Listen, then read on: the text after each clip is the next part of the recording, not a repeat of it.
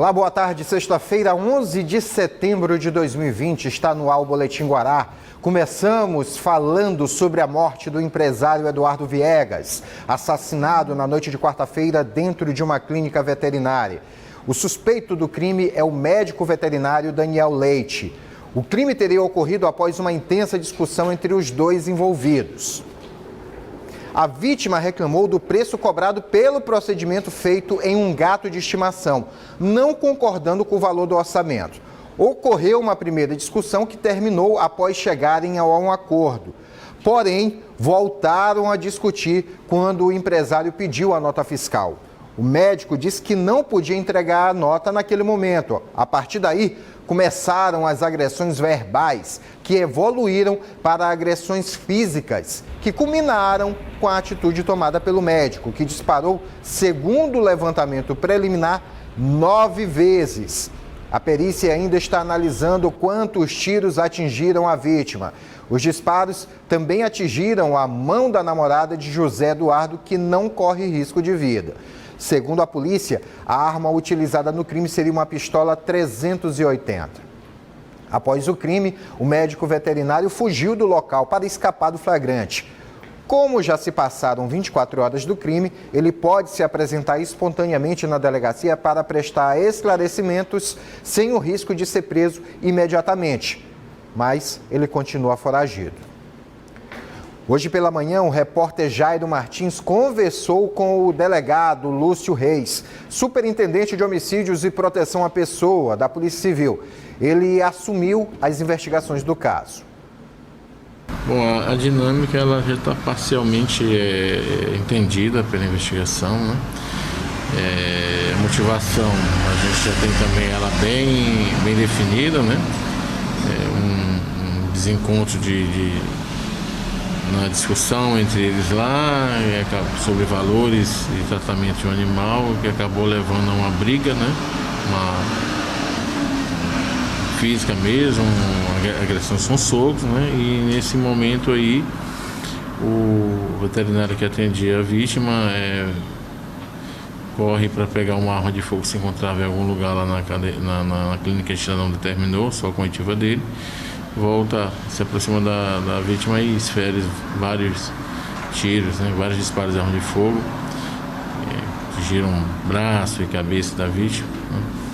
Então assim, a dinâmica foi muito limitada, até porque o espaço era confinado, né? Apenas uma sala, então a dinâmica já está estabelecida e a motivação também, né? Não havia nenhum entrever antecedente entre eles, até porque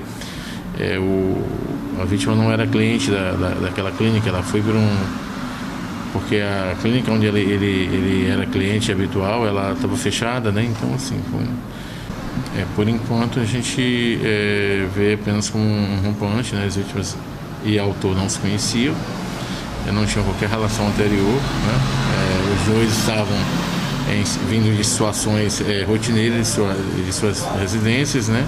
Não tinha encontro previamente marcado. A reação exclusiva do autor, ela tem que ser explicada somente por ele, que é uma coisa interna, né? E realmente, você nem se pode falar em desproporcional, haja vista que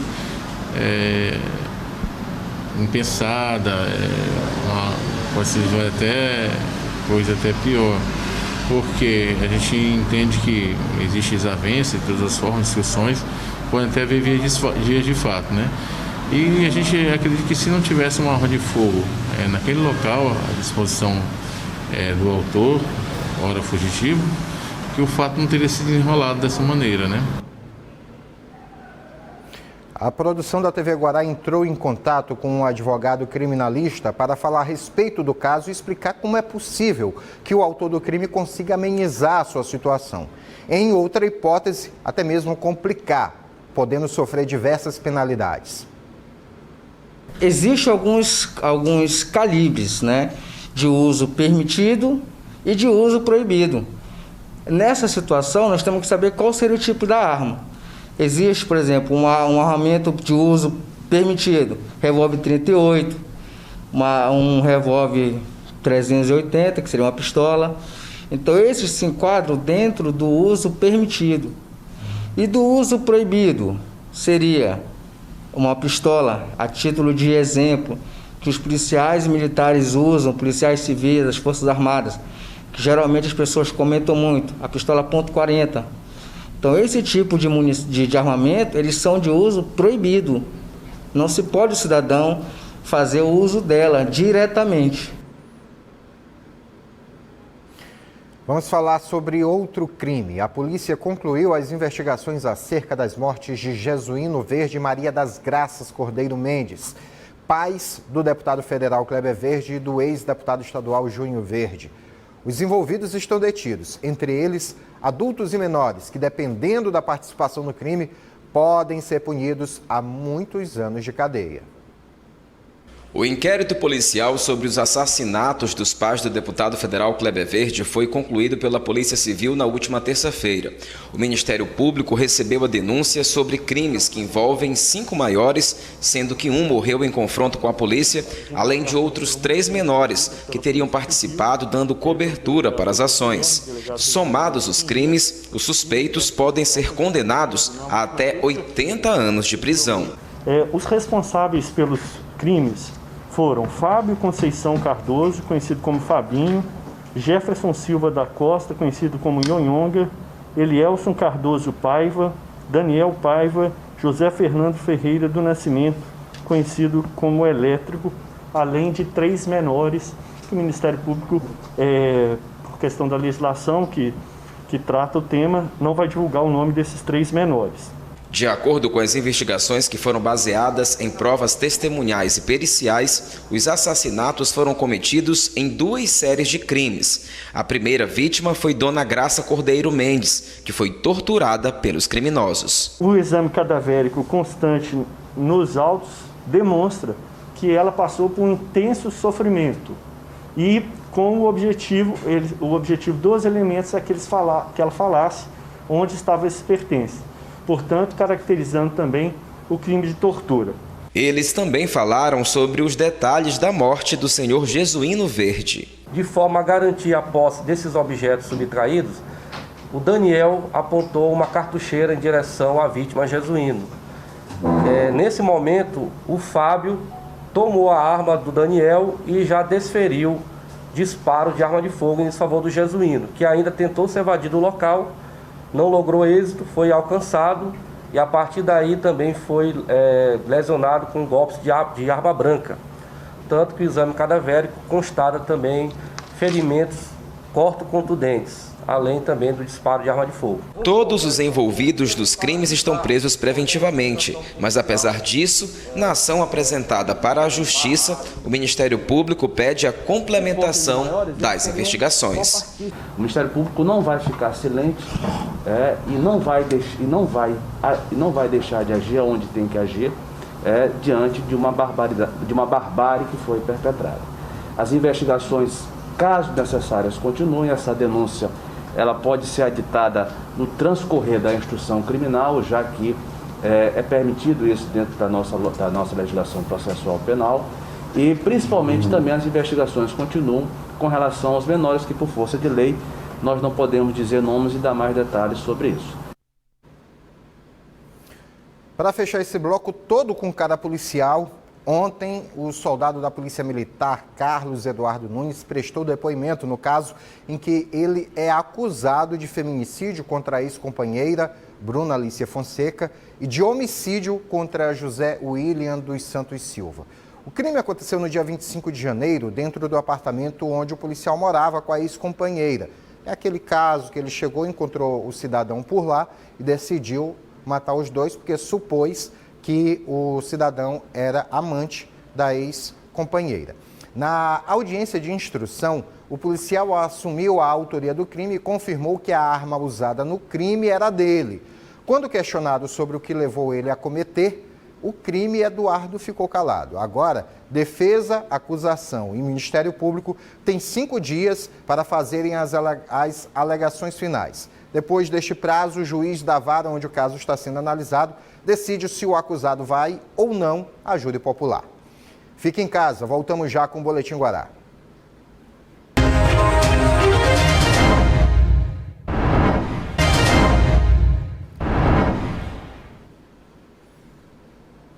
De volta ao Boletim Guará, nas últimas semanas mostramos aqui imagens de veículos que pegaram fogo em vias de movimentação intensa na cidade.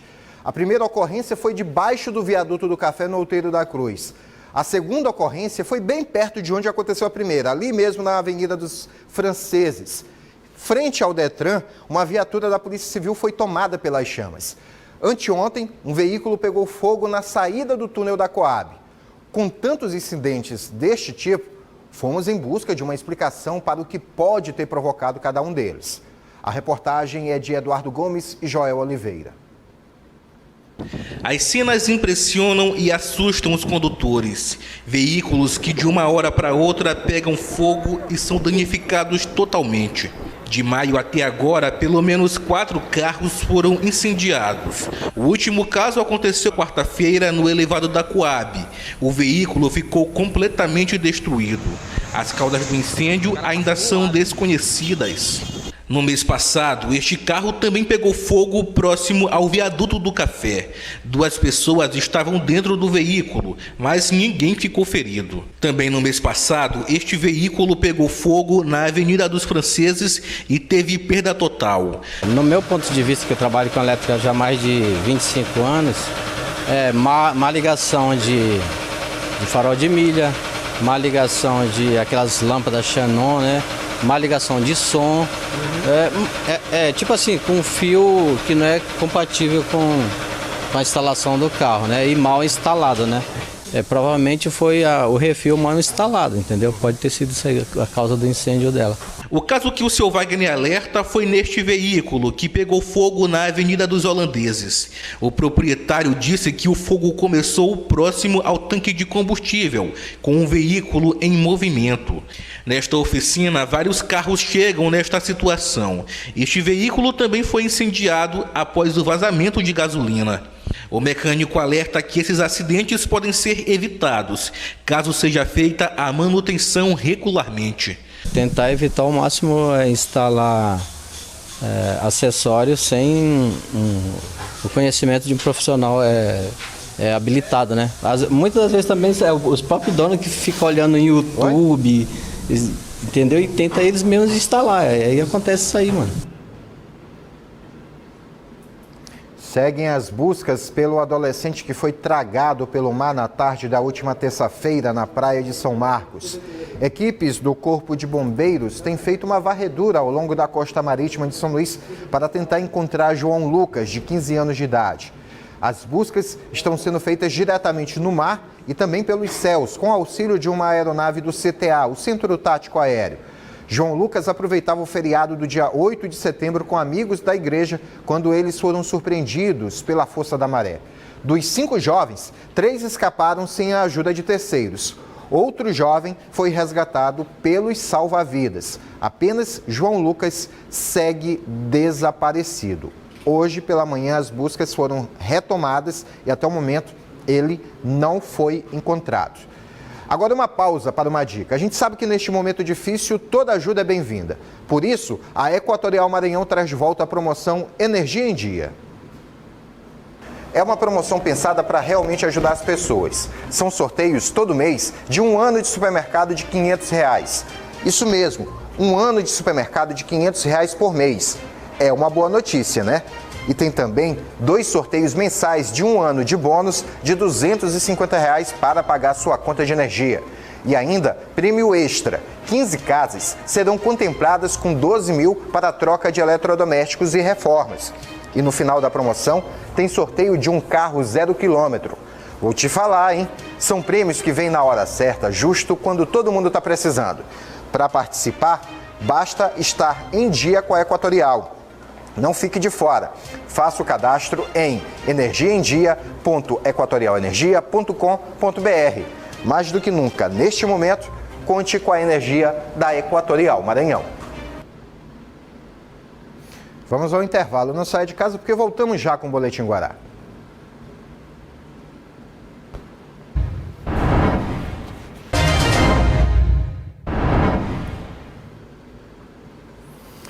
De volta ao Boletim Guará, vamos atualizar as tratativas políticas aqui em São Luís, porque o final de semana vai ser de convenções partidárias.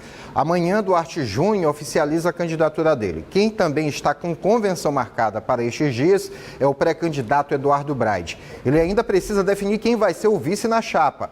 Outro que ainda não anunciou o nome do vice é Rubens Pereira Júnior, mas tudo indica que o nome a ser escolhido deve ser Honorato Fernandes, do PT. E em tempos de pandemia, o Tribunal Regional Eleitoral tem visto que medidas adotar no sentido de garantir a segurança sanitária do eleitorado.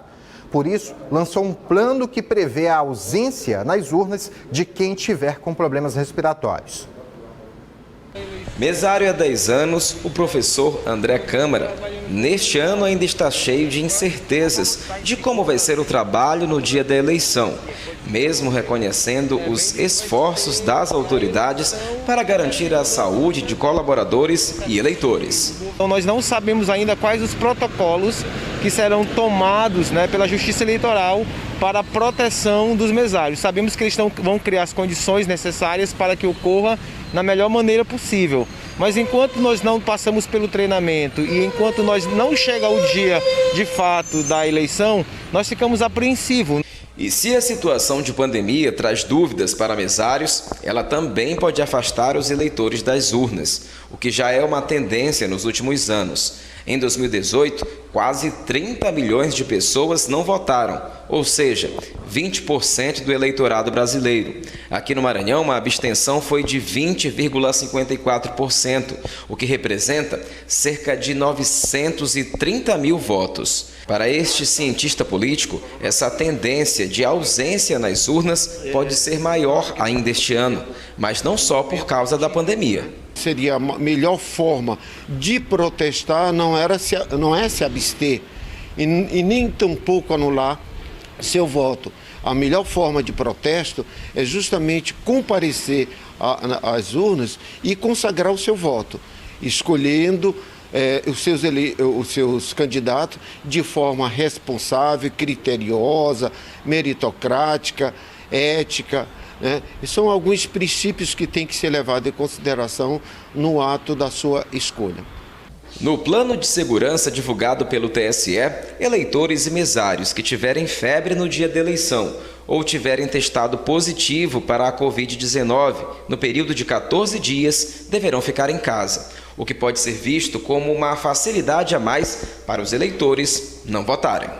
Na prática, isso não ocorre porque o eleitor tem todo o direito de fazer também a sua escolha em não comparecer às urnas para votar, porque ele pode justificar, ele pode não justificar e paga uma multa irrisória e se vê livre dessa obrigatoriedade. Isso, de qualquer forma, é um estímulo ao não comparecimento para consagrar o seu voto.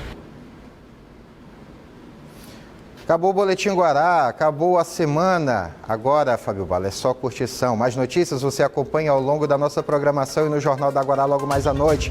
Vem aí Danilo Quixaba, o Fazemos Qualquer Negócio. Convido você a amanhã acompanhar o Retrodense, viu? 7 horas da noite na Rádio Guará. Segunda-feira, 7 da manhã, tem o Café com Beiju. Boletim Guará volta segunda-feira, 12h30. Eu aguardo vocês, tá bom? Aproveite bem os seus dias sem excessos. Boa tarde, ótimo final de semana. Paz e bem a todos.